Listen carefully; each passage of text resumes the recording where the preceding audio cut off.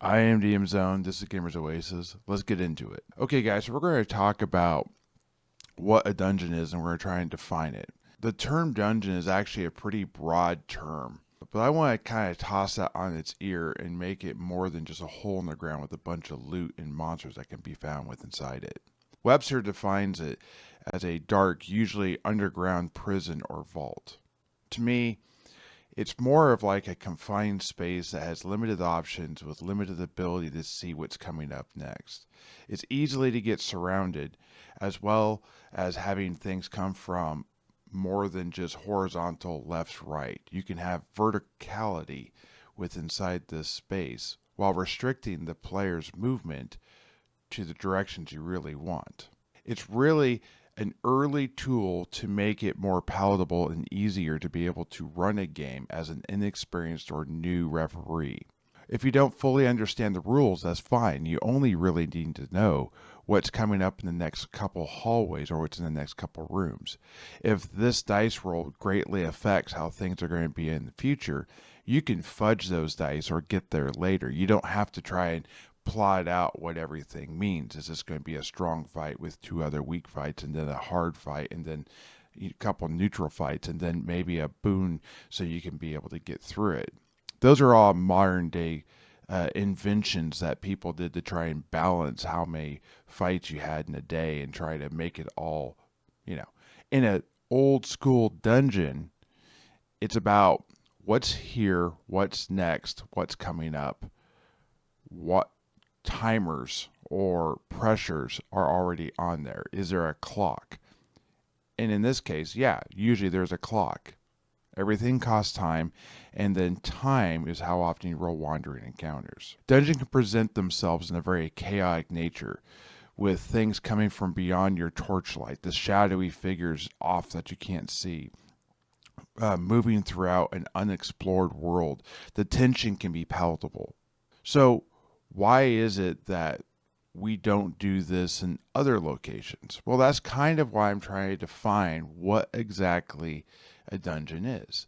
You see, I don't believe that it has to be done in a man made or naturalistic walled dungeon. I believe that it can be done, in the sky, on clouds. It can be done on the bottom of an ocean. It can be done with all sorts of things. And that's what this video is going to be about. I think what we have to do is define what elements of the dungeon make it enjoyable, fun, and make it work. What things are there that actually matter? I would say restricted movement has a very high importance with Insider. You don't want the party to be able to get halfway to a village and then be like, no, I don't want to go to that village. I'm going to turn around and go back. In the wilderness, there's no restrictions. They just do. They leave. They decide they're going to go a different route. They decide they're going to not go to that village. They're going to go to this unprepared village you have over here. And you can have the teleporting ogre, as they say, and that ogre is going to teleport back into their path. So they fight the ogre you built everything about. Or you can redesign that thing. In a dungeon with that restricted movement, turning back has a cost. It takes time. There's limited pathways. Maybe something is following them. It's harder to avoid or to be railroading your players if there's only so many options in the first place. The idea of it being underground is sort of an early generalization that kind of stuck really well because it was easy. It's a sewers, it's a lair, it's a crypt, it's an underground structure, a natural cave system. I would also say that these places often contain traps, one that might get you coming and going when you leave the place. However, I would say it's a lot more than that. There's puzzles, there's secrets, there's doorways, there's rooms, hallways of all sizes, maybe that change in the texture on the walls or the construction or even the height and width of these things. I would say kind of left in the history of these old tomes. There are rules or things that they don't really do these days, like empty rooms, being on like a 1 in 4 chance of it being empty. So most of the dungeon would be completely unoccupied, leaving lots of room for wandering encounters and this type of stuff. Also, unguarded treasure. You find some treasure inside a room. Is it unguarded? Is there a trap? Is there something hidden? And that's the bait. I think these type of things are both exciting because the XP you get from the loot that might be unguarded, or the loss of your friend because it wasn't unguarded, or there was a trap that you didn't see. These type of things I think build and make old school dungeons so good, which is part of the allure to having these dungeons, and why I've done so many videos so far talking about dungeons. All of the things I talked about so far, depending on what edition you're playing, would be more common. Some of the more modern games tend to focus on 3 to 5 room dungeons where you don't have unoccupied, uninhabited areas, but they have complete ecosystems where things are on purpose making sense. Some even have currencies. And while I would say I've done those before and I like them, that was mostly to engage the players too. You run into a token system made of bones that the goblins carry, and then you run into some goblins that are willing to at least hear you out. Maybe you have some major haul and you're paying 4 times what a goblin would pay, but you're able to buy your freedom. You're able to buy the tools you need, or rope that you forgot or lost or got burned up or ate up by acid. Those type of things exist in my games, but they're sort of different in a 3 to 5 room dungeon. I would say, though, you need a reason why you're there. Simply going to complete and going through the grind of a dungeon does not help. So part of your definition to this dungeon is, why are you there? Is there some boss that has wronged you? Is there something in there that is a big issue? Were you sent here to go gather, get, free something? There has to be a reason why you're doing this. Is this villain been plaguing the area for a while and now you've found leverage on them in some manner, or maybe you found their resupply point? There has to be some reason why you've gone into the sewer, the lair, the crypt, the underground structure, or whatever that might be, beyond XP and loot. It's something you haven't done. In my home world, I have a location. It's called the Coral Isles. And these islands are essentially in the middle of an ocean that doesn't really have a huge amount of tidal sway most of the year. But there are certain lunar cycles where the water drops 15 feet, maybe magically induced. And when this happens, these canals that connect between these coral islands, islands that are covered with ash and soot and rocks, and actually have plants and trees growing upon it, that were actually coral reefs at one point in time, that came up close to the surface before basically a volcano threw up on it, turn into these areas where you can see underwater, typically, natural cave systems where there was some sort of ancient city or civilization, a water race that lived there. And from there, you also find lots of, sunken ships and pirate coves and this type of thing. And the whole pirate side of things kind of gets exposed. And they're able to go into these cave systems for a certain amount of hours every so often and do some exploration. This is contested against the pirates and the aquatic race of beings that kind of still sort of live there, even though there's more and it's a lot more naturalistic than when it was in the height of these coral reefs.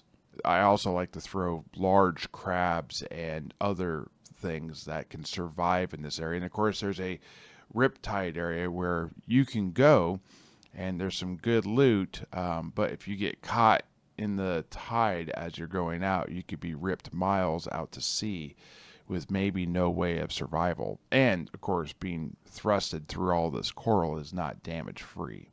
So it creates some element of danger while you're literally in an open space where you can look left and right and there's nothing there. You're basically playing hopscotch on patches of coral and rock. So having the failed dexterity check means you can't quite make it to the sunken ship that landed on this plateau of coral that was normally 10 feet below water. And you certainly don't want to be there when the ocean starts to rise back up and you have no place to stand, and you're just caught in that riptide and you're gone. It's like an open air maze that is often obscured by water spray, mist, fog, algae, aggressive crabs, and jellyfish that are either caught in pools or are looking to cause havoc. Maybe a sea anemone that's, giant, able to pierce everything but probably plate mail. But then you could have electrical elements in there with some sort of, fish that might be shocking. And for this reward of this area, there's those sunken ships I talked about, crashed upon the reefs, maybe for hundreds of years. Maybe because there is such a current, the aquatic race is like, no, I don't want to do that. Or maybe they don't care about what's in there because it's not something that the other races trade for or they even know exists. Maybe what you find there is magical. Maybe whatever it is a bane to that aquatic race and they can't actually touch or go near it. Other strong swimming things might be there. I leave that kind of open to interpretation and the fears. I let the players' fears kind of build my area. This is a location in my world, my homebrew, but there are other places that are like this. In the B2 and later on, there's an actual module for this. There's a Temple of the Frog, where there is literally a satellite that goes up into space where communication is had between Stefan the Rock and whatever community he came from. These otherworldly beings that have some sort of dealings in space would make for a very interesting location for having an open air, maybe an in-space type of like Dark Crystal type of dungeon where you can do a fast travel from one side to the other if you have a spacesuit or at least a mask and a whole lot of courage to be able to go into this thing because you don't necessarily know what it is or what how the tools are to get there. You might get there and not be able to open the door. I could see pools of acid or acid rain with some sort of awning and covering, protecting you from the rain, and you have to make your way down these hallways while you face things like slimes and oozes, stuff that would be immune to the acids as they come out of this rain and come to get you, probably enhanced and stronger because of it. Maybe they themselves are still having pools of acid on them and somehow they're able to splash you or there's a potential it could get on you. Maybe this tears down your armor and degrades it and now you're getting near the end of what would be considered the dungeon and you don't have armor because your armor and weapons are basically gone and you're having to do this with inferior equipment. I think that type of stuff would be really interesting. I think if you're in an urban setting and you had like gangs and this type of stuff, that would be just the same as like orcs and goblins and gnolls and these type of things. And then maybe you had zombies and skeletons coming out of the sewers themselves, making that not the place you want to go because that's obviously the heightened place of it. Makes it dangerous at night, yet not so bad during the daytime. So as the night comes, most people go inside their houses or buildings and don't come out, where there's a adventure at night. So you can literally have an in-town adventure that lasts a few hours and then clears up. The concept of mazes start to reveal themselves like inside dungeons and whatnot. So I talked about mazes a couple times. One of the ones I talked about was in my Keeping Dungeons Weird video, where I had glass steel walls and you can see through it and it was partially below water. And there was actually creatures that were behind the glass steel who knew when the walls ended and when they didn't end. And there was pools of dark water where things would be inside it potentially watching you and you wouldn't know if it was free and clear or if there was something in there like an octopus, a shark, or something of that nature, or maybe some river troll or something. And I talked a little bit about it a second ago, but imagine if you were to somehow get all the way up to a cloud, and the cloud had some sort of odd stability to it, and you were able to walk on it, and you realize that this is a cloud giant castle, and there was all sorts of locations through this, but maybe there's a pit trap, and the pit trap is you just fall to earth, and you have to have ways to navigate this type of thing. that type of adventure would be a higher level adventure because of the type of creatures you'd face. But things like rocks and eagles and griffins and this type of stuff would make it a very interesting thing. And if the cloud giants happen to have a friendly dragon that traveled with them, oh, there would be some really epic level adventure that could be had in there. And you would be in a dungeon with no walls because even the most experienced party would only have so much resources when it comes to flying. You could also do something like this inside a glacier. So when a glacier starts to have pockets of water and then it bursts free, sometimes there are places where water will continue to go, and because the water is moving, it creates these channels.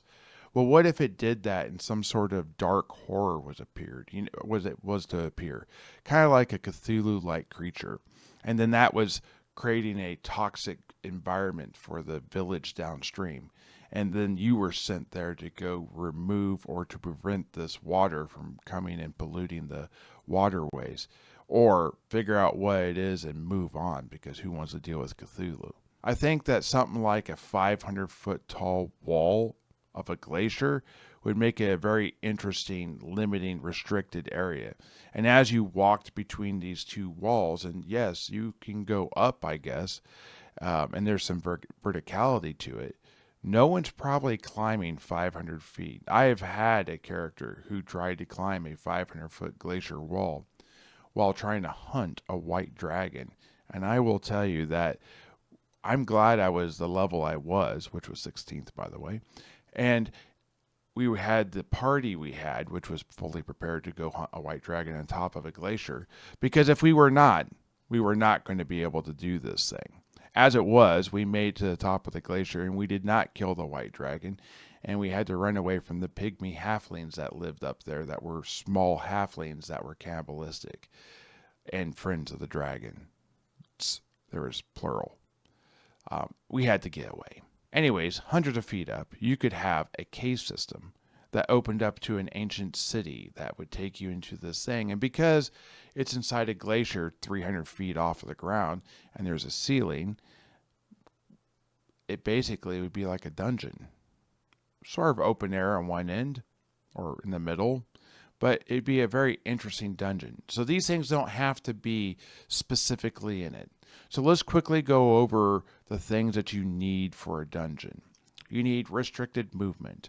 You need some sort of tension that builds up in there. You need a reason to be there. You need to have the thing that brings the party back, the thing that allows them to accept the grind, and at least 12 levels. No, I'm kidding. Maybe a bowling alley. No, you don't need that either. You could have that, but build a story that's greater than just you're going into a dungeon to dive into it and to do it.